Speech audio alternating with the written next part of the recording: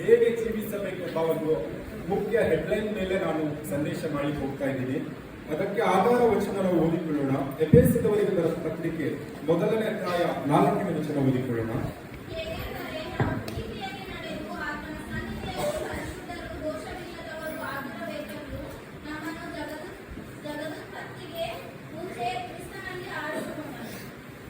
ಈ ವಾಕ್ಯದಲ್ಲಿ ನಾವು ನೋಡುವಾಗ 4 ವಿಧವಾಗಿ ನಾವು ನೋಡಿಕೊಳ್ಳುವಂತವರಾಗಿದ್ದೇವೆ.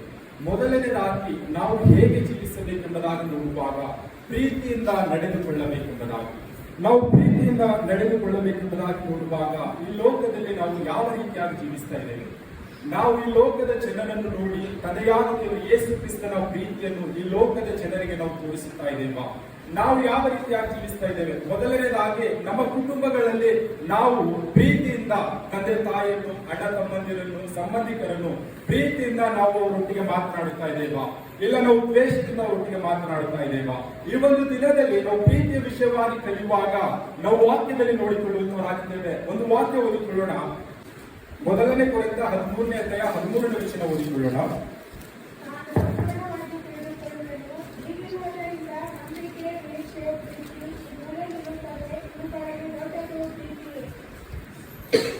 ಈ ವಾಕ್ಯದಲ್ಲಿ ನೋಡುವಾಗ ನಂಬಿಕೆ, ನಿರೀಕ್ಷೆ, ಪ್ರೀತಿ ಇವುಗಳಲ್ಲಿ ದೊಡ್ಡದು ಯಾವುದೆಂಬುದಾಗಿ ನೋಡುವಾಗ ಪ್ರೀತಿ ಎಂಬುದಾಗಿ ನೋಡ್ತಾ ಇದ್ದೇವೆ.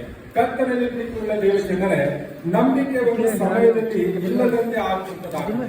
ನಾವು ನಂಬಿಕೆ ಇಟ್ಟವರು ನಮಗೆ ಮೋಸ ಮಾಡುತ್ತಾರೆ. ಆ ನಂಬಿಕೆ ನಾವು ಕಳೆದುಕೊಳ್ಳುವಾಗ ನಂಬಿಕೆ ಇಲ್ಲದಂತಾಗುತ್ತದೆ. ಮತ್ತು ನಿರೀಕ್ಷೆ ನಮ್ಮ ಜೀವಿತದಲ್ಲಿ ನಾವು ಏನೋ ಒಂದು ನಿರೀಕ್ಷೆ ಇಟ್ಟುಕೊಂಡಾಗ ಆ ನಿರೀಕ್ಷೆ ನಮ್ಮ ಜೀವಿತದಲ್ಲಿ ಕಳೆದು ಹೋದಾಗ ನಾವು ತುಂಬಾ ಈ ಲೋಕದಲ್ಲಿ ನಿರಾಶೆಯಾಗಿ ಜೀವಿಸುವಂತವರಾಗಿದ್ದೇವೆ. ಪ್ರೀತಿ ಹಾಗಲ್ಲ. ಪ್ರೀತಿ ಹೇಗೆ ಎಂಬುದಾಗಿ ನೋಡುವಾಗ ಪ್ರೀತಿ ಅದು ಹೊಗಳಿಕೊಳ್ಳುವುದಿಲ್ಲ, ಉಬ್ಬಿಕೊಳ್ಳುವುದಿಲ್ಲ, ಹೊಟ್ಟೆ ಕಿಚ್ಚು ಪಡುವುದಿಲ್ಲ, ಮರ್ಯಾದೆಗೆ ನಡೆಯುವುದಿಲ್ಲ. ಪ್ರೀತಿ ಏನು ಮಾಡುತ್ತದೆ ಎಂಬುದಾಗಿ ನೋಡುವಾಗ ಪ್ರೀತಿ ಅನೇಕ ಜನರಿಗೆ ದಯೆ ತೋರುತ್ತದೆ, ಪ್ರೀತಿ ಅನೇಕ ಜನರಿಗೆ ಕರುಣೆ ತೋರುತ್ತದೆ, ಪ್ರೀತಿ ಅನೇಕ ಜನರಿಗೆ ಅದು ಒಂದು ಮಾರ್ಗದರ್ಶನವಾಗಿದೆ. ಪ್ರೀತಿ ಈ ರೀತಿಯಾಗಿ ಇದೆ ಎಂಬುದಾಗಿ ನಾವು ವಾಕ್ಯದಲ್ಲಿ ನೋಡುವಂತವರಾಗಿದ್ದೇವೆ. ನಮ್ಮ ಜೀವಿತದಲ್ಲಿ ಪ್ರೀತಿ ಯಾವ ರೀತಿಯಾಗಿ ನಾವು ಈ ಲೋಕದ ಜನರಿಗೆ ಕಾರ್ಯರೂಪದಲ್ಲಿ ತೋರಿಸುತ್ತಾ ಇದ್ದೇವೆ? ಈ ಒಂದು ದಿನದಲ್ಲಿ ನಮ್ಮನ್ನೇ ನಾವು ಕ್ವಶನ್ ಮಾರ್ಕ್ ಮಾಡಿಕೊಳ್ಳುವಂತವರಾಗೋಣ. ನಾವು ಈ ಲೋಕದ ಜನರಿಗೆ, ಸಭೆಯ ಮಕ್ಕಳಾದಂತ ನಾವು, ಕ್ರೈಸ್ತರಾದಂತ ನಾವು ಈ ಲೋಕದ ಜನರ ಮುಂದೆ ಯಾವ ರೀತಿಯಾಗಿ ಜೀವಿಸ್ತಾ ಇದ್ದೇವೆ? ಪ್ರೀತಿ ನಮ್ಮಲ್ಲಿರ್ತಕ್ಕಂಥ ಪ್ರೀತಿ, ತಂದೆಯಾದ ದೇವರು ಯೇಸು ಕ್ರಿಸ್ತನು ತನ್ನ ಪ್ರೀತಿ ನಮಗೆ ಕೊಟ್ಟಿದ್ದಾನೆ. ಆ ಪ್ರೀತಿಯನ್ನು ಈ ಲೋಕದ ಜನರ ಮುಂದೆ ನಾವು ವ್ಯಕ್ತಪಡಿಸುತ್ತಾ ಇದ್ದೇವಾ? ನಾವು ಯಾವ ರೀತಿಯಾಗಿ ಜೀವಿಸ್ತಾ ಇದ್ದೇವೆ? ತಂದೆಯಾದ ದೇವರು ಯೇಸು ಕ್ರಿಸ್ತನು ಈ ರೀತಿಯಾಗಿ ಒಂದು ವಾಕ್ಯದಲ್ಲಿ ಹೇಳುತ್ತಾನೆ. ಯೋಹಾನ 3:16ನೇ ವಚನದಲ್ಲಿ ನೋಡಿಕೊಳ್ಳೋಣ.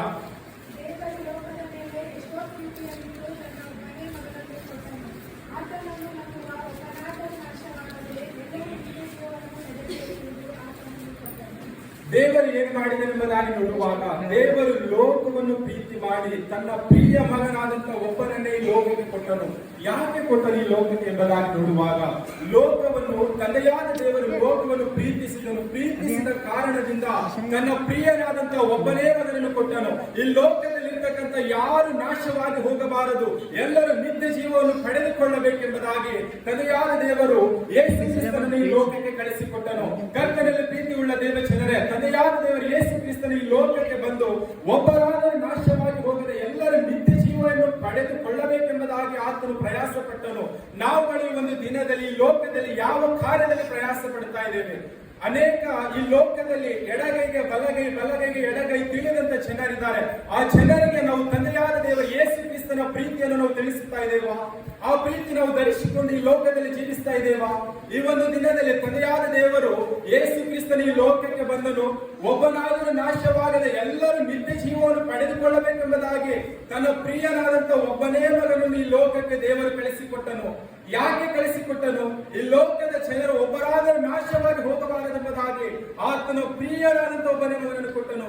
ಕರ್ತನಲ್ಲಿ ಪ್ರೀತಿ ಉಳ್ಳ ದೇವ ಜನರೇ, ನಾವು ಈ ಲೋಕದಲ್ಲಿ ಜೀವಿಸುವಾಗ ನಮ್ಮ ಕುಟುಂಬದ ವಿಷಯವಾಗಿ ನೋಡುವಾಗ ನಮ್ಮ ಕುಟುಂಬದಲ್ಲಿ ಏನೋ ಒಂದು ವಸ್ತು ಇರುತ್ತದೆ, ಅದನ್ನು ನಾನು ತೆಗೆದುಕೊಂಡಿದ್ದೇನೆ, ನನ್ನ ಸಹೋದರನು ತೆಗೆದುಕೊಳ್ಳುವಾಗ ನಾವು ಅವನ ಮೇಲೆ ಹೊಟ್ಟೆ ಕಿಚ್ಚು ಪಡುತ್ತೇವೆ, ಅವನನ್ನು ಬೈಯುತ್ತೇವೆ.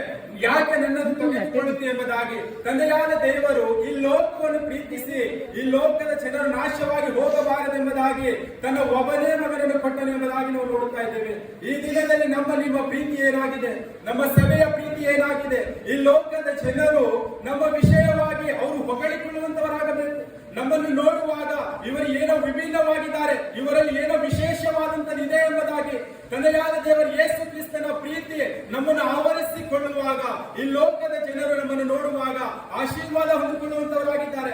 ಈ ಲೋಕದ ಜನರು ನಾಶವಾಗಿ ಹೋಗಬಾರದೆಂಬುದಾಗಿ ತಂದೆಯಾದ ದೇವರು ಯೇಸು ಕ್ರಿಸ್ತನ ಈ ಲೋಕಕ್ಕೆ ಬಂದನು. ಆತನ ಚಿತ್ತವನ್ನು ನಾವು ನೀವುಗಳು ಸಭೆಯಾದಂತ ಮಕ್ಕಳು ಈ ದಿನದಲ್ಲಿ ನೆರವೇರಿಸ್ತಾ ಇದ್ದೇವಾ? ಈ ದಿನದಲ್ಲಿ ನಾವು ನೆರವೇರಿಸಬೇಕೆಂಬುದಾಗಿ ನೋಡುವಾಗ ನಾವು ಏನ್ ಮಾಡಬೇಕು? ತಂದೆಯಾದ ದೇವರು ಯೇಸು ಕ್ರಿಸ್ತನ ಪ್ರೀತಿಯನ್ನು ನಾವು ಧರಿಸಿಕೊಳ್ಳಬೇಕು. ಧರಿಸಿಕೊಂಡಾಗ ಈ ಲೋಕದ ಜನರು ಯಾರೆಲ್ಲ ನಾಶವಾಗಿ ಹೋಗ್ತಾರೋ ಆ ಜನರಿಗೆ ನಾವು ವಾಕ್ಯವನ್ನು ಹೇಳುವಾಗ, ನಮ್ಮಲ್ಲಿರ್ತಕ್ಕಂಥ ಪ್ರೀತಿಯಿಂದ ಅವರಿಗೆ ಸಮಾಧಾನದ ಮಾತು ಹೇಳುವಾಗ, ಧೈರ್ಯದ ಮಾತು ಹೇಳುವಾಗ ಅವರು ಏನು ಮಾಡುತ್ತಾರೆ? ಇವರಲ್ಲಿ ಏನೋ ವಿಶೇಷವಾದದಿದೆ, ಇವರಲ್ಲಿ ಏನೋ ಅಡಕವಾಗಿದೆ ಎಂಬುದಾಗಿ ಅವರು ತುಂಬಾ ಉತ್ಸಾಹಕರಾಗುತ್ತಾರೆ.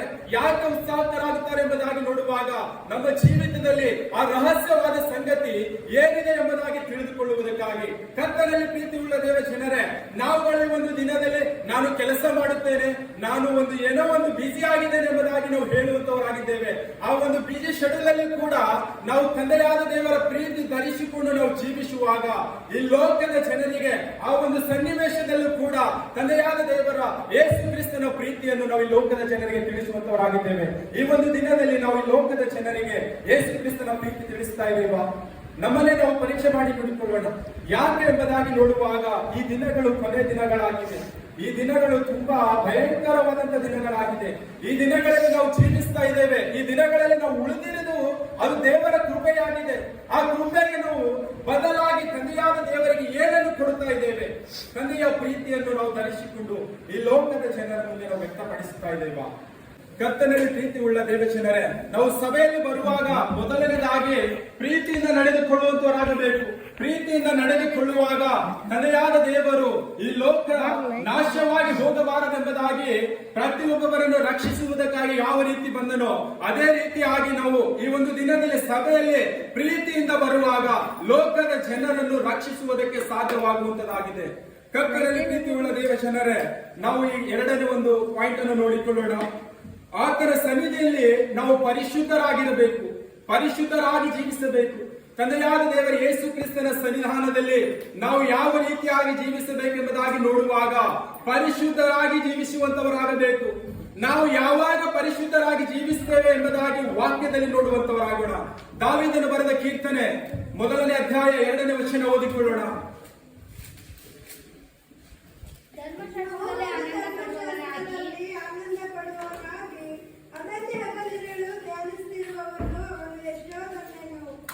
ನಾವು ಪರಿಶುದ್ಧರಾಗಿ ಜೀವಿಸಬೇಕಾದರೆ ನಾವು ಮಾಡುವಂತ ಕಾರ್ಯ ಏನೆಂಬುದಾಗಿ ನೋಡುವಾಗ ಯೆಹೋವನ ಧರ್ಮಶಾಸ್ತ್ರವನ್ನು ಆನಂದ ಪಡುವವರಾಗಬೇಕು.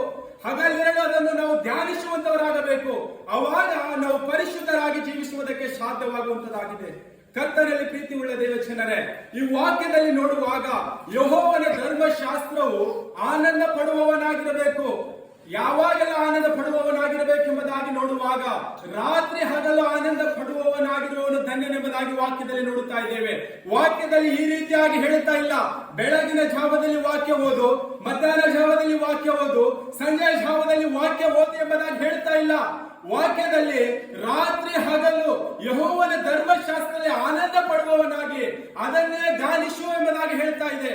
ಈ ಒಂದು ದಿನದಲ್ಲಿ ನಾವು ಪರಿಶುದ್ಧರಾಗಿ ಜೀವಿಸುವುದಕ್ಕಾಗಿ ಕರ್ತನ ಸನ್ನಿಧಾನದಲ್ಲಿ ಪರಿಶುದ್ಧರಾಗಿ ಬರುವುದಕ್ಕಾಗಿ ನಾವು ತಂದೆಯಾದ ದೇವರು ಯೇಸು ಕ್ರಿಸ್ತನ ವಾಕ್ಯಗಳನ್ನು ರಾತ್ರಿ ಹಗಲು ಧ್ಯಾನಿಸುತ್ತಾ ಇದ್ದೇವಾ? ಈ ಒಂದು ದಿನದಲ್ಲಿ ನಮ್ಮನ್ನೇ ನಾವು ಕ್ವಶನ್ ಮಾರ್ಕ್ ಮಾಡಿಕೊಳ್ಳೋಣ. ರಾತ್ರಿ ಹಗಲು ನಾವು ಯೆಹೋವನ ಧರ್ಮಶಾಸ್ತ್ರವನ್ನು ಆನಂದಿಸುವಾಗ, ಅದನ್ನು ಹಗಲಿರುಳು ನಾವು ಧ್ಯಾನಿಸುವಾಗ ನಾವು ಪರಿಶುದ್ಧರಾಗಿ ಜೀವಿಸುವಂತವರಾಗಿದ್ದೇವೆ. ಕರ್ತನಲ್ಲಿ ಪ್ರೀತಿ ಉಳ್ಳ ದೇವಜನರೇ, ಈ ದಿನ ತುಂಬಾ ಭಯಂಕರವಾದಂತ ದಿನಗಳಾಗಿದೆ. ನಾವು ಪರಿಶುದ್ಧರಾಗಿ ಜೀವಿಸುತ್ತಾ ಇಲ್ಲ ಎಂಬುದಾಗಿ ನೋಡುವಾಗ ನರಕದಲ್ಲಿ ಹಾಕಲ್ಪಡುತ್ತೇವೆ. ನರಕದಲ್ಲಿ ಯಾವ ರೀತಿಯಾದಂತ ವೇದನೆ ಇರುತ್ತದೆ ಎಂಬುದಾಗಿ ನನ್ನ ಸಭೆಯ ಮಕ್ಕಳಿಗೆ ಎಲ್ಲರಿಗೂ ಗೊತ್ತು. ಕರ್ತನಲ್ಲಿ ಪ್ರೀತಿ ಉಳ್ಳ ದೇವಜನರೇ, ಅದಕ್ಕಾಗಿ ನಾವು ಕರ್ತನ ಸನ್ನಿಧಾನದಲ್ಲಿ ಬರುವಾಗ ಏನಾಗಿ ಬರಬೇಕೆಂಬುದಾಗಿ ನೋಡುವಾಗ ಪರಿಶುದ್ಧರಾಗಿ ಬರುವಂತವರಾಗಬೇಕು. ಈ ಒಂದು ದಿನದಲ್ಲಿ ನಾವು ಪರಿಶುದ್ಧರಾಗಿ ಲೋಕದಲ್ಲಿ ಜೀವಿಸ್ತಾ ಇದ್ದೇವಾ? ತಂದೆಯಾದ ದೇವರ ಯೇಸು ಕ್ರಿಸ್ತನ ವಾಕ್ಯಗಳು ಹಗಲಿರುಳು ನಾವು ಧ್ಯಾನಿಸುತ್ತಾ ಇದ್ದೇವಾ? ಕರ್ತನಲ್ಲಿ ಪ್ರೀತಿ ಉಳ್ಳ ದೇವ ಜನರೇ, ನಾನು ಬೆಳಗಿನ ಜಾವದಲ್ಲಿ ವಾಕ್ಯ ಓದುತ್ತೇನೆ, ನಾನು ರಾತ್ರಿ ಹಗಲು ಅದನ್ನು ಧ್ಯಾನಿಸುವುದಕ್ಕೆ ಆಗಲ್ಲ ಎಂದು ಹೇಳ್ತಕ್ಕಂಥ ಮಕ್ಕಳಿಗೆ ನಾನು ಹೇಳುವ ವಿಷಯ, ನೀನು ಓದ್ತಕ್ಕಂಥ ಒಂದೇ ಅಧ್ಯಾಯ ಆದರೂ ಕೂಡ ಅದು ನಿನ್ನ ಪೂರ್ಣ ಮನಸ್ಸಿನಿಂದ ಪವಿತ್ರಾತ್ಮನಿಂದ ಅದು ಓದುವಾಗ, ಅದು ದಿನನಿತ್ಯ ಇಡೀ ದಿನವೆಲ್ಲ ನೀನು ಹೋಗುವಾಗ ಬರುವಾಗ ಕೂತುಕೊಂಡಾಗ ನಿಂತುಕೊಂಡಾಗ, ನಾನು ಬೆಳಗ್ಗೆ ಈ ವಾಕ್ಯ ಓದಿದ್ದೆ, ಈ ವಾಕ್ಯದಲ್ಲಿ ಏನೋ ವಿಷಯ ಇದೆ, ಅದು ನನ್ನೊಟ್ಟಿಗೆ ಮಾತನಾಡಿದೆ ಎಂಬುದಾಗಿ ಆ ವಿಷಯ ನಾವು ಪ್ರತಿನಿತ್ಯವೂ ಪ್ರತಿದಿನವೂ ರಾತ್ರಿ ಹಗಲು ಧ್ಯಾನ ಮಾಡುವಂತವರಾಗಬೇಕು. ನಾನು ಕೆಲಸ ಮಾಡುತ್ತೇನೆ, ನನಗೆ ಮಾಡುವುದಕ್ಕಾಗುವುದಿಲ್ಲ ಎಂಬುದಾಗಿ ಹೇಳುವಾಗ, ನೀನು ಬೆಳಗಿನ ಜಾವದಲ್ಲಿ ಒಂದು ವಾಕ್ಯ ಓದ್ತೀಯ, ಆ ವಾಕ್ಯವನ್ನು ಇಡೀ ದಿನವನ್ನು ಧ್ಯಾನಿಸುವಂತವನಾಗಬೇಕು. ಆ ವಾಕ್ಯ ನೀ ನಡೆಯುವಾಗ, ಕೂತುಕೊಳ್ಳುವಾಗ, ಮಲಗುವಾಗ, ಎದ್ದೇಳುವಾಗ ಪ್ರತಿ ಕ್ಷಣವೂ ಆ ವಾಕ್ಯ ನಿನ್ನೊಟ್ಟಿಗೆ ಮಾತನಾಡಬೇಕು. ಆ ವಾಕ್ಯದೊಟ್ಟಿಗೆ ನೀನು ಮಾತನಾಡುವಂತವನಾಗಿರಬೇಕು. ಈ ಒಂದು ದಿನದಲ್ಲಿ ಕರ್ತನ ಸನ್ನಿಧಾನದಲ್ಲಿ ನಾವು ಪರಿಶುದ್ಧರಾಗಿ ಬರ್ತಾ ಇದ್ದೇವೆ. ಬಾ, ಈ ಒಂದು ದಿನದಲ್ಲಿ ನಮ್ಮನ್ನೇ ನಾವು ಪರೀಕ್ಷೆ ಮಾಡಿ ನೋಡಿಕೊಳ್ಳೋಣ. ಮೂರನೇ ವಿಷಯ ನೋಡಿಕೊಳ್ಳೋಣ, ದೋಷವಿಲ್ಲದವರಾಗಿ ನಾವು ಜೀವಿಸುವಂತವರಾಗಬೇಕು. ದೋಷವಿಲ್ಲದವರಾಗಿ ನಾವು ಜೀವಿಸುವಂತವರಾಗಬೇಕು. ಒಂದು ವಾಕ್ಯ ಓದಿಕೊಳ್ಳೋಣ. ಕೀರ್ತನೆಗಳು 1ನೇ ಅಧ್ಯಾಯ 1ನೇ ವಚನ ಓದಿಕೊಳ್ಳೋಣ. ದುಷ್ಟರ ಆಲೋಚನೆಯಂತೆ ನಡೆಯದೆ, ಪಾಪಾತ್ಮರ ಮಾರ್ಗದಲ್ಲಿ ನಿಂತುಕೊಳ್ಳದೆ, ಧರ್ಮನಿಂದಕರೊಡನೆ ಕೂತುಕೊಳ್ಳದೆ. ಇನ್ನೊಂದು ಟೈಮ್ ರಿಪೀಟ್ ಮಾಡಿ. ಯಾವನು ದುಷ್ಟರ ಆಲೋಚನೆಯಂತೆ ನಡೆಯದೆ, ಯಾವನು ದುಷ್ಟರ ಆಲೋಚನೆಯಂತೆ ನಡೆಯದೆ, ಪಾಪಾತ್ಮರ ಮಾರ್ಗದಲ್ಲಿ ನಿಂತುಕೊಳ್ಳದೆ, ಧರ್ಮ ನಿಂದಕರೊಡನೆ ಕೂತುಕೊಳ್ಳದೆ. ಈ ವಾಕ್ಯದಲ್ಲಿ ಈ ರೀತಿಯಾಗಿ ಹೇಳ್ತಾ ಇದೆ, ನಾವು ದೋಷ ಇಲ್ಲದವರಾಗಿ ಜೀವಿಸಬೇಕಾದರೆ ಈ ಲೋಕದಲ್ಲಿ ಯಾವನು ದುಷ್ಟರ ಆಲೋಚನೆಯಂತೆ ನಡೆಯುತ್ತಾನೋ ಅವನ ಸಂಘದಲ್ಲಿ ನಾವು ಕೂತುಕೊಳ್ಳಬಾರದು, ಅವನೊಟ್ಟಿಗೆ ನಾವು ಮಾತನಾಡಬಾರದು. ಅವನು ಅಲ್ಲಿ ಇದ್ದಾನೆ ಎಂಬುದಾಗಿ ನೋಡುವಾಗ ನಾವು ಅವನಿಂದ ಹಾಯ್ದು ಬೇರೆ ದಾರಿಯಿಂದ ಹೋಗುವಂತವರಾಗಬೇಕು. ಕರ್ತನಲ್ಲಿ ಪ್ರೀತಿ ಉಳ್ಳ ದೇವಜನರೇ, ದುಷ್ಟರ ಆಲೋಚನೆ ಎಂಬುದಾಗಿ ನೋಡುವಾಗ ಅದು ಭಯಂಕರವಾದಂತಹ ಆಲೋಚನೆಯಾಗಿದೆ. ದುಷ್ಟರು ದೇವರಿಗೂ ಕೂಡ ಭಯಪಡುವಂತವರಲ್ಲ. ದುಷ್ಟರು ನರಕದ ಯಾತನೆಯನ್ನು ಕೂಡ ಅನುಭವಿಸುವುದಕ್ಕೆ ಅವರು ಸಿದ್ಧರಾಗಿದ್ದಾರೆ. ದೇವರಿಗೂ ಕೂಡ ಭಯಪಡುವಂತವರಲ್ಲ. ಆ ದುಷ್ಟರನ್ನು ನೋಡುವಾಗ ನಾವು ಓರೆಯಾಗಿ ಹಾಯ್ದು ಹೋಗಬೇಕು. ನಾವು ದುಷ್ಟರಿಂದ ಓರೆಯಾಗಿ ಹಾಯ್ದು ಹೋಗಿ ನೀತಿವಂತರಾಗಿ ಜೀವಿಸಬೇಕು. ಪರಿಶುದ್ಧರಾದಂತ ಮಕ್ಕಳೊಟ್ಟಿಗೆ ಸೇರಿ ನಾವು ಜೀವಿಸುವಂತವರಾಗಬೇಕು. ಪ್ರೀತಿಯಲ್ಲಿರ್ತಕ್ಕಂಥ ಮಕ್ಕಳೊಟ್ಟಿಗೆ ಸೇರಿ ನಾವು ಜೀವಿಸುವಂತವರಾಗಬೇಕು. ಮತ್ತು ಪಾಪಾತ್ಮರ ಮಾರ್ಗದಲ್ಲಿ ನಡೆದುಕೊಳ್ಳಬೇಡ, ನಿಂತುಕೊಳ್ಳಬೇಡ ಎಂಬುದಾಗಿ ಹೇಳ್ತಾ ಇದೆ. ಈ ಒಂದು ದಿನದಲ್ಲಿ ಲೋಕದಲ್ಲಿ ನಾವು ಜೀವಿಸುವಾಗ, ಪಾಪಾತ್ಮರ ಮಾರ್ಗದಲ್ಲಿ ನಿಂತುಕೊಳ್ಳುವಾಗ ನಮಗೆ ಏನಾಗುತ್ತದೆ, ಸಭೆಯ ಮಕ್ಕಳಿಗೆ ನಮಗೆ ಏನಾಗುತ್ತದೆ ಎಂಬುದಾಗಿ ನೋಡುವಾಗ, ಪಾಪಾತ್ಮರ ಆಲೋಚನೆ ಏನಿದೆ ಎಂಬುದಾಗಿ ಗೊತ್ತಾ? ಪಾಪಾತ್ಮರ ಆಲೋಚನೆ ಯಾವಾಗಲೂ ಕೊಲೆ ಮಾಡುವಂಥದ್ದು, ಸುಲಿಗೆ ಮಾಡುವಂಥದ್ದು, ವ್ಯಭಿಚಾರ ಮಾಡುವಂಥದ್ದು, ಅನೇಕ ಕಾರ್ಯಗಳು, ಮತ್ತೊಂದು ಇನ್ನೊಂದು ಕಾರ್ಯಗಳು ಮಾಡುವಂಥದ್ದು ಪಾಪಾತ್ಮರ ಕಾರ್ಯಗಳಾಗಿದೆ. ಈ ಒಂದು ದಿನದಲ್ಲಿ ನಾವು ಯಾವ ರೀತಿಯಾಗಿ ಜೀವಿಸ್ತಾ ಇದ್ದೇವೆ? ಪಾಪಾತ್ಮರ ಮಾರ್ಗದಲ್ಲಿ ನಾವು ನಿಂತುಕೊಳ್ಳುತ್ತಾ ಇದ್ದೇವಾ? ಈ ಒಂದು ದಿನದಲ್ಲಿ ನಮ್ಮನ್ನೇ ನಾವು ಪರೀಕ್ಷೆ ಮಾಡಿ ನೋಡಿಕೊಳ್ಳೋಣ. ಕರ್ತನಲ್ಲಿ ಪ್ರೀತಿ ಉಳ್ಳ ದೇವ ಜನರೇ, ಪಾಪಾತ್ಮರು ಅಲ್ಲಿ ಇದ್ದಾರೆ ಎಂಬುದಾಗಿ ನಮಗೆ ತಿಳಿದಾಗ ಕೂಡಲೇ ನಾವು ಏನು ಮಾಡಬೇಕೆಂಬುದಾಗಿ ನೋಡುವಾಗ ಅವರಿಂದ ನಾವು ದೂರ ಇರಬೇಕು. ಮತ್ತು ಧರ್ಮನಿಂದ ಕೊರಡನೆ ಕೂತುಕೊಳ್ಳಬೇಡ ಎಂಬುದಾಗಿ ಹೇಳ್ತಾ ಇದೆ. ಧರ್ಮನಿಂದ ಕೋರಡನೆ ಯಾಕೆ ಕೂತುಕೊಳ್ಳಬಾರದೆಂಬುದಾಗಿ ನೋಡುವಾಗ, ನಾವು ವಿಶ್ವಾಸಿಗಳಾದಂತ ನಾವುಗಳು ತಂದೆಯಾದ ದೇವರ ಯೇಸು ಕ್ರಿಸ್ತನ ಪ್ರೀತಿ ನಮ್ಮಲ್ಲಿದೆ, ಆತನ ಪರಿಶುದ್ಧತೆ ನಮ್ಮಲ್ಲಿದೆ, ನಾವು ದೋಷವಿಲ್ಲದವರಾಗಿ ಜೀವಿಸ್ತಾ ಇದ್ದೇವೆ. ಈ ಲೋಕದಲ್ಲಿ ಧರ್ಮನಿಂದ ಕೋರಡರು ಅವರು ಏನು ಮಾಡ್ತಾರೆ ಎಂಬುದಾಗಿ ನೋಡುವಾಗ, ನಾನು ಸಭೆಗೆ ಹೋಗುತ್ತಾ ಇದ್ದೇನೆ ಎಂಬುದಾಗಿ ನೋಡುವಾಗ, ಮೊದಲನೇದಾಗಿ ಅವರ ನನ್ನ ಒಂದು ಆಲೋಚನೆ ಏನು ಮಾಡ್ತಾರೆ ಎಂಬುದಾಗಿ ನೋಡುವಾಗ ಅವರು ಕೆಡಿಸುವುದಕ್ಕೆ ಪ್ರಾರಂಭಿಸುತ್ತಾರೆ. ದುಷ್ಟರ ಆಲೋಚನೆ ಏನಾಗಿದೆ? ಒಳ್ಳೆಯವರನ್ನು ಕೆಡಿಸುವಂತದ್ದಾಗಿದೆ. ಪಾಪಾತ್ಮರ ಕೆಲಸ ಏನಾಗಿದೆ? ಒಳ್ಳೆಯವರನ್ನು ಕೆಡಿಸುವಂತದ್ದಾಗಿದೆ. ಕರ್ತನಲ್ಲಿ ಪ್ರೀತಿ ಉಳ್ಳ ದೇವಜನರೇ, ಧರ್ಮನಿಂದ ಕೊರಡನೆ ಕೂತುಕೊಳ್ಳಬೇಡ ಎಂಬುದಾಗಿ ನೋಡುವಾಗ, ನಾವು ಸಭೆಗೆ ಹೋಗುವಾಗ ಅವರು ಮಾತನಾಡುವಂತವರಾಗಿದ್ದಾರೆ. ಈತನು ಸಭೆಗೆ ಹೋಗುತ್ತಾನೆ, ಈತನು ಪರಿಶುದ್ಧನು, ಈತನು ನೀತಿವಂತನಿದ್ದಾನೆ, ಇವನು ಸಭೆಗೆ ಹೋಗುತ್ತಾನೆ ಎಂಬುದಾಗಿ ಅವರು ನಮ್ಮನ್ನು ಕೆಡಿಸುವುದಕ್ಕಾಗಿ, ನಮ್ಮನ್ನು ಹಾಳು ಮಾಡುವುದಕ್ಕಾಗಿ, ನಮ್ಮನ್ನು ಕಾಲು ಎಳೆಯುವುದಕ್ಕಾಗಿ ಆ ಜನರು ಕಾದುಕೊಂಡಿರುತ್ತಾರೆ. ಅಂತ ಜನರನ್ನು ನೋಡುವಾಗ ತಂದೆಯಾದ ದೇವರು ಯೇಸು ಕ್ರಿಸ್ತನು ನಮಗೆ ಒಳ್ಳೆ ಜ್ಞಾನವನ್ನು ಕೊಟ್ಟಿದ್ದಾನೆ. ಆ ಜ್ಞಾನವನ್ನು ಉಪಯೋಗಿಸಿ ನಾವು ಅಲ್ಲಿಂದ ದಾಟಿ ಹೋಗುವಂತವರಾಗಬೇಕು. ದೋಷ ಇಲ್ಲದವರಾಗಿ ನಾವು ಯಾವಾಗ ಜೀವಿಸ್ತೇವೆ ಎಂಬುದಾಗಿ ನೋಡುವಾಗ ದುಷ್ಟರ ಆಲೋಚನೆಯಂತೆ ನಡೆಯದೆ, ಪಾಪಾತ್ಮನ ಮಾರ್ಗದಲ್ಲಿ ನಿಂತುಕೊಳ್ಳದೆ, ಧರ್ಮ ನಿಂದಕರೊಡನೆ ನಾವು ಯಾವಾಗೆಲ್ಲ ಕೂತುಕೊಳ್ಳೋದಿಲ್ಲವೋ ಆವಾಗ ನಾವು ದೋಷ ಇಲ್ಲದವರಾಗಿ ಜೀವಿಸ್ತೇವೆ. ದೋಷ ಎಂಬುದಾಗಿ ನೋಡುವಾಗ ಅದು ಒಂದು ನಮ್ಮ ಜೀವಿತದಲ್ಲಿ ಬಿಳಿಯ ಬಟ್ಟೆ ಮೇಲೆ ಕಪ್ಪು ಚುಕ್ಕೆ ಇದ್ದ ಹಾಗೆ. ನಮ್ಮ ಜೀವಿತದಲ್ಲಿ ಆ ಕಪ್ಪು ಚುಕ್ಕೆ ಇರುವಾಗ ಆ ಬಿಳಿ ಬಟ್ಟೆಯನ್ನು ಯಾರು ನೋಡುವುದಿಲ್ಲ, ಆ ಕಪ್ಪು ಚುಕ್ಕೆಯನ್ನು ನೋಡುವಂತವರಾಗಿದ್ದಾರೆ. ಕರ್ತನಲ್ಲಿ ಪ್ರೀತಿ ಉಳ್ಳ ದೇವಜನರೇ, ಈ ಒಂದು ದಿನದಲ್ಲಿ ನಾವು ಎಷ್ಟೇ ಒಳ್ಳೆಯವರಾಗಿ ಜೀವಿಸಿದರೂ ಕೂಡ ನಾವು ದುಷ್ಟರ ಆಲೋಚನೆಯಲ್ಲಿ ಸೇರಿಕೊಂಡಾಗ, ಪಾಪಾತ್ಮನ ಮಾರ್ಗದಲ್ಲಿ ನಿಂತುಕೊಂಡಾಗ, ಧರ್ಮ ನಿಂದಕರೊಡನೆ ನಾವು ಕೂತುಕೊಂಡಾಗ ನಾವುಗಳು ಕೂಡ ಏನಾಗುತ್ತೇವೆ ಎಂಬುದಾಗಿ ನೋಡುವಾಗ ದೋಷಿಗಳಾಗುತ್ತೇವೆ. ನಾವು ನಿರ್ದೋಷಿಗಳಿಗಾಗಿ ಜೀವಿಸಬೇಕೆಂಬುದಾಗಿ ನೋಡುವಾಗ ಯಾವಾಗಲೂ ನಾವು ಏನ್ ಮಾಡಬೇಕು? ಯೆಹೋವನ ಧರ್ಮಶಾಸ್ತ್ರವನ್ನು ಆನಂದ ಪಡಬೇಕು. ಅದನ್ನು ಹಗಲಿರುಳು ನಾವು ಧ್ಯಾನಿಸುವಂತವರಾಗಬೇಕು. ಆವಾಗ ನಮ್ಮ ಜೀವಿತ ಬದಲಾಗುವಂತದಾಗಿದೆ. ಕರ್ತನಲ್ಲಿ ಪ್ರೀತಿ ಉಳ್ಳ ದೇವಜನರೇ, ನಾವು ವಾಕ್ಯದಲ್ಲಿ ನೋಡುವಾಗ ನಾವು ಪರಿಶುದ್ಧರಾಗಿ ಜೀವಿಸ್ತಾ ಇದ್ದೇವೆ, ದೋಷ ಇಲ್ಲದವರಾಗಿ ಜೀವಿಸ್ತಾ ಇದ್ದೇವೆ ಎಂಬುದಾಗಿ ನೋಡುವಾಗ ನಮ್ಮ ಜೀವಿತದಲ್ಲಿ ಬರ್ತಕ್ಕಂಥ ಫಲಗಳು ನಾವು ಯಾವ ರೀತಿಯಾಗಿ ಅಭಿವೃದ್ಧಿ ಹೊಂದುತ್ತಾ ಜೀವಿಸ್ತೇವೆ ಎಂಬುದಾಗಿ ವಾಕ್ಯದಲ್ಲಿ ನೋಡಿಕೊಳ್ಳೋಣ. ದಾವೀದನು ಬರೆದ ಕೀರ್ತನೆ 1ನೇ ಅಧ್ಯಾಯ 3ನೇ ವಚನ. ಅವನು ನೀರಿನ ಕಾಲುವೆಗಳ ಬಳಿಯಲ್ಲಿ ಬೆಳೆದಿರುವ ಮರದ ಹಾಗಿರುವನು. ಅಂಥ ಮರವು ತಕ್ಕ ಕಾಲದಲ್ಲಿ ಫಲ ಕೊಡುತ್ತದಲ್ಲ, ಅದರ ಎಲೆ ಬಾಡುವುದೇ ಇಲ್ಲ, ಅದರಂತೆ ಅವನ ಕಾರ್ಯವೆಲ್ಲವೂ ಸಫಲವಾಗುವುದು. ನಾವು ಪರಿಶುದ್ಧರಾಗಿ ಜೀವಿಸುವಾಗ, ಪ್ರೀತಿಯಲ್ಲಿ ಜೀವಿಸುವಾಗ, ನಾವು ದೋಷ ಇಲ್ಲದವರಾಗಿ ಜೀವಿಸುವಾಗ ನಮ್ಮ ಜೀವಿತ ಯಾವ ರೀತಿಯಾಗಿರುತ್ತದೆ ಎಂಬುದಾಗಿ ವಾಕ್ಯದಲ್ಲಿ ನೋಡುವಾಗ ನೀರಿನ ಕಾಲುವೆಯಲ್ಲಿ ಬೆಳೆದಿರುವ ಮರದ ಹಾಗೆ ಇರುತ್ತದೆ. ನೀರಿನ ಕಾಲುವೆಗಳಲ್ಲಿ ನಾವು ನೋಡುವಾಗ ಮರ ಯಾವ ರೀತಿಯಾಗಿರ್ತದೆ ಎಂಬುದಾಗಿ ನೋಡುವಾಗ ಅದು ಹಚ್ಚ ಹಸುರಾಗಿರುತ್ತದೆ, ದಟ್ಟವಾಗಿ ಬೆಳೆದಿರುತ್ತದೆ, ಅದು ತಕ್ಕ ಕಾಲದಲ್ಲಿ ಫಲ ಕೊಡುತ್ತದೆ. ಅದೇ ರೀತಿಯಾಗಿ ನಾವು ಪರಿಶುದ್ಧರಾಗಿ ಜೀವಿಸುವಾಗ, ದೋಷ ಇಲ್ಲದವರಾಗಿ ಜೀವಿಸುವಾಗ, ಪ್ರೀತಿಯಲ್ಲಿ ನಾವು ಜೀವಿಸುವಾಗ ನಮ್ಮ ಜೀವಿತದಲ್ಲಿ ಈ ಲೋಕದಲ್ಲಿ ನಾವು ಎಲ್ಲೇ ಹೋದರೂ ಕೂಡ, ನಾವು ಏನೇ ಕೆಲಸ ಕಾರ್ಯಗಳು ಮಾಡಿದಾಗಲೂ ಕೂಡ ನಾವು ಅಭಿವೃದ್ಧಿ ಹೊಂದುತ್ತೇವೆ. ನಾವು ಈ ಲೋಕದಲ್ಲಿ 2ರಷ್ಟು ಮಲ್ಟಿಫೈ ಆಗಿ ಬೆಳೆಯುವುದಕ್ಕೆ ಸಾಧ್ಯವಾಗುತ್ತದೆ. ಅದು ಯಾವಾಗ ಆಗುತ್ತದೆ ಎಂಬುದಾಗಿ ನೋಡುವಾಗ ದುಷ್ಟರ ಆಲೋಚನೆಯಂತೆ ನಾವು ನಡೆದುಕೊಳ್ಳಬಾರದು, ಪಾಪಾತ್ಮನ ಮಾರ್ಗದಲ್ಲಿ ನಿಂತುಕೊಳ್ಳಬಾರದು, ಧರ್ಮ ನಿಂದಕರೊಡನೆ ಕೂತುಕೊಳ್ಳಬಾರದು.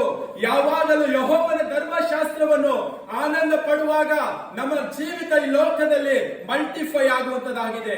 ಕರ್ತನಲ್ಲಿ ಪ್ರೀತಿ ಉಳ್ಳ ದೇವಜನರೇ, ಈ ದಿನದಲ್ಲಿ ನಮ್ಮ ಜೀವಿತದಲ್ಲಿ ಆಶೀರ್ವಾದ ಇದೆ ಎಂಬುದಾಗಿ ನೋಡುವಾಗ ನಾವು ಕೈ ಹಾಕಿದಂತ ಪ್ರತಿಯೊಂದು ಕೆಲಸ ಕಾರ್ಯಗಳಲ್ಲಿ ಜಯದ ಜೀವಿತ ನನ್ನದಾಗಿದೆ, ನಿಮ್ಮದಾಗಿದೆ ಎಂಬುದಾಗಿ ನೋಡುವಾಗ ನಾವು ತಂದೆಯಾದ ದೇವರ ಪ್ರೀತಿಯಲ್ಲಿ ನೆಲೆಗೊಂಡಿದ್ದೇವೆ, ನಾವು ಪರಿಶುದ್ಧರಾಗಿ ಜೀವಿಸ್ತಾ ಇದ್ದೇವೆ, ದೋಷ ಇಲ್ಲದವರಾಗಿ ಜೀವಿಸ್ತೇವೆ ಎಂಬುದಾಗಿ ನಾವು ತಿಳಿದುಕೊಳ್ಳುವಂತವರಾಗಬೇಕು. ನಾವು ಕೈ ಹಾಕಿದಂತ ಕೆಲಸದಲ್ಲಿ ನಮಗೆ ಫಲ ಸಿಗುತ್ತಾ ಇಲ್ಲ, ನಾನು ಸೋಲನ್ನೇ ಕಾಣುತ್ತಾ ಇದ್ದೇನೆ ಎಂಬುದಾಗಿ ನೋಡುವಾಗ ನಾವು ನಮ್ಮಷ್ಟಕ್ಕೆ ನಾವು ಆಲೋಚನೆ ಮಾಡಿಕೊಳ್ಳಬೇಕು. ನಾನು ಧರ್ಮ ನಿಂದಕರೊಡನೆ ಕೂತ್ಕೊಳ್ತಾ ಇದ್ದೇನೆ, ಅವರೊಟ್ಟಿಗೆ ಆಲೋಚನೆ ಮಾಡ್ತಾ ಇದ್ದೇನೆ, ಪಾಪಾತ್ಮನ ಮಾರ್ಗದಲ್ಲಿ ನಿಂತುಕೊಳ್ತಾ ಇದ್ದೇನೆ, ಧರ್ಮ ನಿಂದಕರೊಡನೆ ಕೂತ್ಕೊಳ್ತಾ ಇದ್ದೇನೆ, ಯೆಹೋವನ ಧರ್ಮಶಾಸ್ತ್ರವನ್ನು ಆನಂದ ಪಡ್ತಾ ಇಲ್ಲ, ವಾಕ್ಯಗಳು ನಾನು ಯಾವಾಗಲೂ ಓದುತ್ತಾ ಇಲ್ಲ ಎಂಬುದಾಗಿ ಈ ಲೋಕದಲ್ಲಿ ಸೋಲಿನ ಜೀವಿತ ನಾವು ಜೀವಿಸುವಾಗ ನಮ್ಮನ್ನೇ ನಾವು ತಿಳಿದುಕೊಳ್ಳುವಂತವರಾಗಬೇಕು. ಈ ಒಂದು ದಿನದಲ್ಲಿ ನಾವು ಈ ಲೋಕದಲ್ಲಿ ಜೀವಿಸುವಾಗ ನಾವು ಜಯದ ಜೀವಿತವನ್ನು ಜೀವಿಸುವುದಕ್ಕಾಗಿ ತಂದೆಯಾದ ದೇವರು ಯೇಸು ಕ್ರಿಸ್ತನು ನಮ್ಮನ್ನು ಕರೆದಿದ್ದಾನೆ. ನಾವು ಯಾವ ಜೀವಿತವನ್ನು ಈ ಲೋಕದಲ್ಲಿ ಜೀವಿಸ್ತಾ ಇದ್ದೇವೆ? ನಾವು ಪರಿಶುದ್ಧವಾದ ಜೀವಿತ ಜೀವಿಸ್ತಾ ಇದ್ದೇವಾ? ದೋಷ ಇಲ್ಲದ ಜೀವಿತ ಜೀವಿಸ್ತಾ ಇದ್ದೇವಾ? ಪ್ರೀತಿಯ ಜೀವಿತ ಜೀವಿಸ್ತಾ ಇದ್ದೇವಾ? ಈ ಒಂದು ದಿನದಲ್ಲಿ ನಮ್ಮನ್ನೇ ನಾವು ಪರೀಕ್ಷೆ ಮಾಡಿ ನೋಡಿಕೊಳ್ಳೋಣ. ಯಾಕೆ ನಾವು ಪರಿಶುದ್ಧರಾಗಿ ಜೀವಿಸಬೇಕು, ದೋಷವಿಲ್ಲದವರಾಗಿ ಜೀವಿಸಬೇಕು, ಪ್ರೀತಿಯಲ್ಲಿ ನಡೆದುಕೊಂಡು ಜೀವಿಸಬೇಕೆಂಬುದಾಗಿ ನೋಡುವಾಗ ಈ ದಿನ ಕೊನೆಯ ದಿನವಾಗಿದೆ. ತಂದೆಯಾದ ದೇವರು ಯೇಸು ಕ್ರಿಸ್ತನು 2ನೇ ಬರೋಣ ಬರ್ಲಿಕ್ಕಿದ್ದಾನೆ. ಆತನು ಬರುವುದರೊಳಗಾಗಿ ನಮ್ಮನ್ನೇ ನಾವು ಸಿದ್ಧಪಡಿಸಿಕೊಳ್ಳುವಂತವರಾಗಬೇಕು. ಈ ಒಂದು ದಿನದಲ್ಲಿ ತಂದೆಯಾದ ದೇವರು ಬಂದು ಪ್ರತಿಯೊಬ್ಬೊಬ್ಬರ ಹೆಸರು ಹಿಡಿದು ಕರೆಯುವ ಹಾಗೆ ನಾವು ಈ ಲೋಕದಲ್ಲಿ ಜೀವಿಸ್ತಾ ಇದ್ದೇವಾ? ಈ ಸಭೆಯಲ್ಲಿ ನಾವು ಜೀವಿಸ್ತಾ ಇದ್ದೇವಾ? ಕರ್ತನಲ್ಲಿ ಪ್ರೀತಿ ಉಳ್ಳ ದೇವಜನರೇ, ತಂದೆಯಾದ ದೇವರು ಬಂದು ನೀತಿವಂತರನ್ನು ಕರೆದುಕೊಂಡು ಹೋದಾಗ ಈ ಲೋಕದ ಜನರು ಸಭೆಯನ್ನು ಹುಡುಕಾಡಿಕೊಂಡು ಬರುತ್ತಾರೆ, ಗೋಳಾಡುತ್ತಾರೆ, ಎದೆ ಬಡಿದುಕೊಳ್ಳುತ್ತಾರೆ. ಆ ಒಂದು ಪರಿಸ್ಥಿತಿ ನಮಗೂ ನಿಮಗೂ ಬರಬಾರದೆಂಬುದಾಗಿ ನೋಡುವಾಗ ನಾವು ಪರಿಶುದ್ಧರಾಗಿ ಜೀವಿಸಬೇಕು, ಪ್ರೀತಿಯಲ್ಲಿ ನಡೆದುಕೊಳ್ಳುವವರಾಗಿ ಜೀವಿಸಬೇಕು, ದೋಷವಿಲ್ಲದವರಾಗಿ ಜೀವಿಸಬೇಕು. ಯಾವಾಗಲೂ ರಾತ್ರಿ ಹಗಲು ಯೆಹೋವನ ಧರ್ಮಶಾಸ್ತ್ರ ಆನಂದ ಪಡುವವರಾಗಿ ಅದನ್ನೇ ಹಗಲು ಧ್ಯಾನಿಸುವಂತವರಾಗಬೇಕು. ಈ ಒಂದು ದಿನದಲ್ಲಿ ನಾವು ಯಾವ ರೀತಿಯಾಗಿ ಜೀವಿಸ್ತಾ ಇದ್ದೇವೆ, ನಮ್ಮನ್ನೇ ನಾವು ಪರೀಕ್ಷೆ ಮಾಡಿ ನೋಡಿಕೊಳ್ಳೋಣ. ಕರ್ತನಲ್ಲಿ ಪ್ರೀತಿ ಉಳ್ಳ ದೇವಜನರೇ, ಕೊನೆಯ ಒಂದು 4ನೇ ಅಂಶ ನೋಡಿಕೊಳ್ಳೋಣ. ಕ್ರಿಸ್ತನು ನಮ್ಮನ್ನು ಜಗದುತ್ಪತ್ತಿಗೆ ಮೊದಲೇ ಆರಿಸಿಕೊಂಡಿದ್ದಾನೆ. ಕ್ರಿಸ್ತನು ಯಾವಾಗ ನಮ್ಮನ್ನು ಆರಿಸಿಕೊಂಡಿದ್ದಾನೆ ಎಂಬುದಾಗಿ ನೋಡುವಾಗ, ಈ ಜಗತ್ತನ್ನು ಉತ್ಪತ್ತಿ ಆಗುವುದಕ್ಕಿಂತ ಮುಂಚೆ ನನ್ನ ಮಗನು, ನನ್ನ ಮಗಳು, ನನ್ನ ಸಭೆ, ನನ್ನ ಜನಾಂಗ ಎಂಬುದಾಗಿ ನಮ್ಮನ್ನು ಆರಿಸಿಕೊಂಡಿದ್ದಾನೆ. ಆತನ ಆರಿಸಿಕೊಂಡಿದ್ದಾನೆ. ನಾವು ಆತನಿಗೆ ವಿಧೇಯರಾಗಿ ಲೋಕದಲ್ಲಿ ಜೀವಿಸ್ತಾ ಇದ್ದೇವಾ, ಸಭೆಯಲ್ಲಿ ಜೀವಿಸ್ತಾ ಇದ್ದೇವಾ? ಒಂದು ವಾಕ್ಯ ಓದಿಕೊಳ್ಳೋಣ. 1 ಕೊರಿಂಥದವರಿಗೆ ಬರೆದ ಪತ್ರಿಕೆ 1ನೇ ಅಧ್ಯಾಯ 27ನೇ ವಚನದಿಂದ 28 ವಚನ ಓದಿಕೊಳ್ಳೋಣ.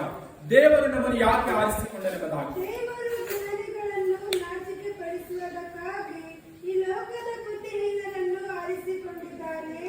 ದೇವರು ಬುದ್ಧಿಹೀನರನ್ನು ಯಾಕೆ ಆರಿಸಿಕೊಂಡಿದ್ದಾನೆಂಬುದಾಗಿ ನೋಡುವಾಗ, ಈ ಲೋಕದ ಬುದ್ಧಿ ಇದ್ದಂತ ಜನರಿಗೆ ನಾಚಿಕೆ ಪಡಿಸುವುದಕ್ಕಾಗಿ ಬುದ್ಧಿ ಇಲ್ಲದಂತ ನನ್ನನ್ನು, ನಿಮ್ಮನ್ನು, ಸಭೆಯನ್ನು ಆರಿಸಿಕೊಂಡಿದ್ದಾನೆ. ನಾವು ಹಳೆಯ ಜೀವಿತವನ್ನು ನೋಡುವಾಗ, ನಾವು ನಮ್ಮ ಜೀವಿತದಲ್ಲಿ ನೋಡುವಾಗ ನಮಗೆ ಬುದ್ಧಿ ಇರಲಿಲ್ಲ, ನಮಗೆ ಈ ಲೋಕದ ಜ್ಞಾನ ಇರಲಿಲ್ಲ. ಆ ಸಮಯದಲ್ಲಿ ದೇವರು ಏನು ಮಾಡಿದ್ದಾನೆ? ನನ್ನ ಮಗನು, ನನ್ನ ಮಗಳು, ನನ್ನ ಸಭೆ, ನನ್ನ ಜನಾಂಗ ಎಂಬುದಾಗಿ ನಮ್ಮನ್ನು ಆರಿಸಿಕೊಂಡಿದ್ದಾನೆ.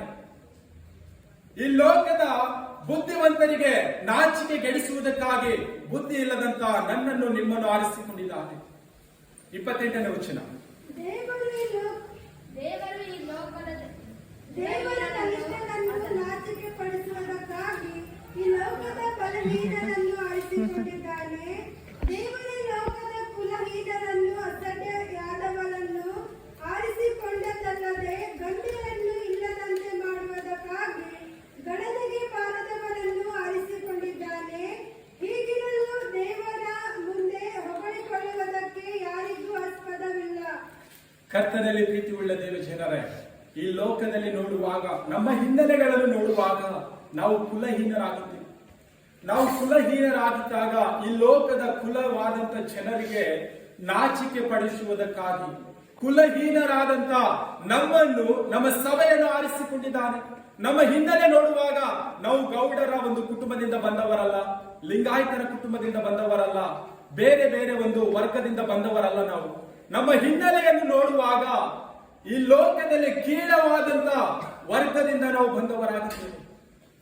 ತಂದೆಯಾದ ದೇವರು ಕೀಳಾಗಿದ್ದಂತ ನಮ್ಮನ್ನು ಯಾಕೆ ಆರಿಸಿಕೊಂಡಿದ್ದಾರೆ ಎಂಬುದಾಗಿ ನೋಡುವಾಗ, ಈ ಲೋಕದಲ್ಲಿರ್ತಕ್ಕಂಥ ಗಣ್ಯರನ್ನು ನಾಚಿಕೆ ಪಡಿಸುವುದಕ್ಕಾಗಿ ನಾವು ಈ ಲೋಕದಲ್ಲಿ ಯಾವ ರೀತಿಯಾಗಿ ಜೀವಿಸ್ತಾ ಇದ್ದೇವೆ.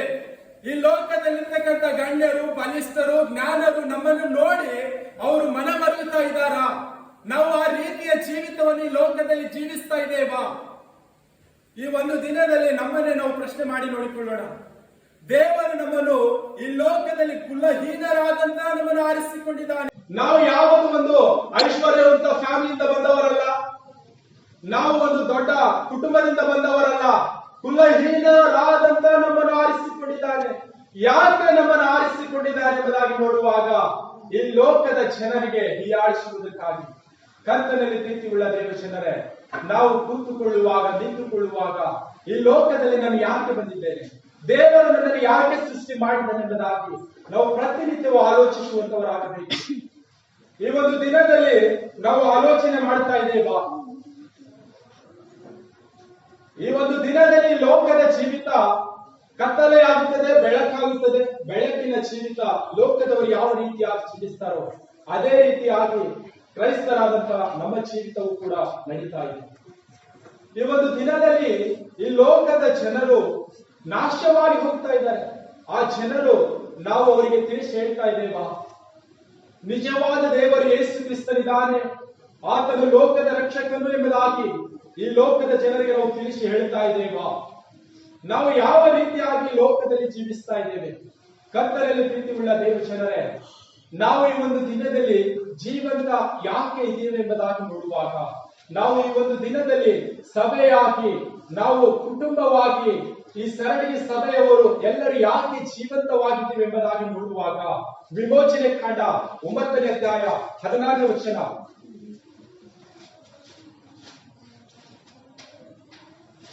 ಆದರೆ ನಾನು ಆದರೆ ನಾನು ನಿನ್ನಲ್ಲಿ ನನ್ನ ಶಕ್ತಿಯನ್ನು ತೋರಿಸಿ ಆದರೆ ನಾನು ನಿನ್ನಲ್ಲಿ ನನ್ನ ಶಕ್ತಿಯನ್ನು ತೋರಿಸಿ ನನ್ನ ಹೆಸರನ್ನು ಲೋಕದಲ್ಲೆಲ್ಲ ನನ್ನ ಹೆಸರನ್ನು ಲೋಕದಲ್ಲೆಲ್ಲ ಪ್ರಸಿದ್ಧಿಪಡಿಸಬೇಕೆಂಬ ಪ್ರಸಿದ್ಧಿಪಡಿಸಬೇಕೆಂಬ ಉದ್ದೇಶದಿಂದಲೇ ಉದ್ದೇಶದಿಂದಲೇ ನಿನ್ನನ್ನು ಸಾಯಿಸದೆ ಉಳಿಸಿದೆನು. ನಿನ್ನನ್ನು ಸಾಯಿಸದೆ ಉಳಿಸಿದೆನು ಎಂಬುದಾಗಿ ತಂದೆಯಾದ ದೇವರ ಯೇಸು ಕ್ರಿಸ್ತನು ನಮಗೆ ಯಾಕೆ ಜೀವಿತರ ಸಂಖ್ಯೆಯಲ್ಲಿ ಇಟ್ಟಿದ್ದಾನೆ ಎಂಬುದಾಗಿ ಈ ವಾಕ್ಯದಲ್ಲಿ ಸ್ಪಷ್ಟವಾಗಿ ತಿಳಿತಾ ಇದೆ. ದೇವರ ಶಕ್ತಿ ನಮ್ಮಲ್ಲಿದೆ. ಆ ಶಕ್ತಿ ನಾವು ಹೊಂದಿಕೊಂಡವರಾಗಿ ಈ ಲೋಕದ ಜನರಿಗೆ ಸುವಾರ್ತೆ ಸಾರುವುದಕ್ಕಾಗಿ ನಮ್ಮನ್ನು ಇನ್ನು ಜೀವಿತರ ಸಂಖ್ಯೆಯಲ್ಲಿ ಇಟ್ಟಿದ್ದಾನೆ. ನಾವು ಈ ದಿನದಲ್ಲಿ ಜೀವಿತರ ಸಂಖ್ಯೆಯಲ್ಲಿದ್ದೇವೆ ಎಂಬುದಾಗಿ ನೋಡುವಾಗ ನಮ್ಮ ಒಳ್ಳೆ ಕಾರ್ಯದಿಂದ ಅಲ್ಲ, ನಮ್ಮ ಬಲ ಶಕ್ತಿಯಿಂದ ಅಲ್ಲ. ಈ ಲೋಕದಲ್ಲಿ ನಾವು ಉಳಿದಿರುವುದು ಇನ್ನು ದೇವರ ಸುವಾರ್ತೆ ಸಾರುವುದಕ್ಕಾಗಿ ನಾವು ಈ ಲೋಕದಲ್ಲಿ ಉಳಿದಂತವರಾಗಿದ್ದೇವೆ. ನಾವು ದೇವರ ಸುವಾರ್ತೆ ಸಾರುತ್ತಾ ಇದ್ದೇವಾ? ಮೊದಲನೇದಾಗಿ ದೇವರ ಸುವಾರ್ತೆ ಸಾರುವುದಕ್ಕಾಗಿ ನಾವು ಯಾವ ರೀತಿಯಾಗಿ ಸಿದ್ಧವಾಗಬೇಕೆಂಬುದಾಗಿ ವಾಕ್ಯದಲ್ಲಿ ನೋಡಿಕೊಂಡಿದ್ದೇವೆ. ದುಷ್ಟರ ಆಲೋಚನೆಯಂತೆ ನಡೆದುಕೊಳ್ಳದೆ, ಪಾಪಾತ್ಮರ ಮಾರ್ಗದಲ್ಲಿ ನಿಂತುಕೊಳ್ಳದೆ, ಧರ್ಮ ನಿಂದಕರೊಡನೆ ಕೂತುಕೊಳ್ಳದೆ, ಯೆಹೋವನ ಧರ್ಮಶಾಸ್ತ್ರವನ್ನು ಆನಂದ ಪಡುವವನಾಗಿ ಅದನ್ನೇ ಹಗಲಿರುಳು ಧ್ಯಾನಿಸುತ್ತಾ ನಾವು ಇರುವಾಗ ಈ ಲೋಕದ ಜನರಿಗೆ ನಿಜವಾದ ದೇವರು, ನನ್ನ ಸೃಷ್ಟಿಕರ್ತನು, ನನ್ನ ಒಡೆಯನು, ನನ್ನ ನಿರ್ಮಾಣಿಕನು ನಿಜವಾದ ದೇವರೆಂಬುದಾಗಿ ಈ ಲೋಕದ ಜನರಿಗೆ ತಿಳಿಸುವುದಕ್ಕೆ ಸಾಧ್ಯವಾಗುವಂತದಾಗಿದೆ. ಕರ್ತನಲ್ಲಿ ಪ್ರೀತಿಯುಳ್ಳ ದೇವಜನರೇ, ನಾವು ನಿಮ್ಗಳು ನಮ್ಮೆಲ್ಲರ ಮೇಲೆ ಇರ್ತಕ್ಕಂಥ ಭಾರ ಏನೆಂಬುದಾಗಿ ನೋಡುವಾಗ ತಂದೆಯಾದ ದೇವರು ನಮ್ಮನ್ನು ಈ ದಿನದಲ್ಲಿ ಜಗದುತ್ಪತ್ತಿಯ ಇಂತ ಮುಂಚೆನೆ ಆರಿಸಿಕೊಂಡಿದ್ದಾನೆ. ನಾವು ಪ್ರೀತಿಯಲ್ಲಿ ನಡೆದುಕೊಳ್ಳುವವರಾಗಿರಬೇಕು, ಆತನ ಸನ್ನಿಧಿಯಲ್ಲಿ ಪರಿಶುದ್ಧರಾಗಿರಬೇಕು, ದೋಷವಿಲ್ಲದವರಾಗಿರಬೇಕೆಂಬುದಾಗಿ ನಮ್ಮನ್ನು ಜಗತ್ ಉತ್ಪತ್ತಿಗಿಂತ ಮುಂಚೆನೆ ಆರಿಸಿಕೊಂಡಿದ್ದಾನೆ. ಮತ್ತು ಆತನ ಸುವಾರ್ತೆಯನ್ನು ಈ ಲೋಕದ ಜನರಿಗೆ ತಿಳಿಸಬೇಕೆಂಬುದಾಗಿ ನಾವುಗಳು ಈ ಒಂದು ದಿನದಲ್ಲಿ ಈ ಲೋಕದಲ್ಲಿ ನಾವು ಯಾವ ರೀತಿಯಾಗಿ ಚಿಂತಿಸ್ತಾ ಇದ್ದೇವೆ? ಕರ್ತನಲ್ಲಿ ಪ್ರೀತಿಯುಳ್ಳ ದೇವ ಜನರೇ, ಈ ದಿನಗಳು ತುಂಬಾ ಕೆಟ್ಟವುಗಳಾಗಿದೆ. ಕಾಲವನ್ನು ನಾವು ಸುಮ್ಮನೆ ಕಳೆದುಕೊಳ್ಳದ ಹಾಗೆ ಅದು ಬೆಲೆ ಉಳ್ಳದೆಂಬುದಾಗಿ ನಾವು ಪ್ರತಿನಿತ್ಯವೂ ಧ್ಯಾನಿಸುವಂತವರಾಗಬೇಕು. ಕರ್ತನು ಈ ವಾಕ್ಯ ನಮ್ಮೆಲ್ಲರ ಆತ್ಮಲೋಕಕ್ಕೆ ಆಶೀರ್ವದಿಸಲಿ. ಆಮೆನ್.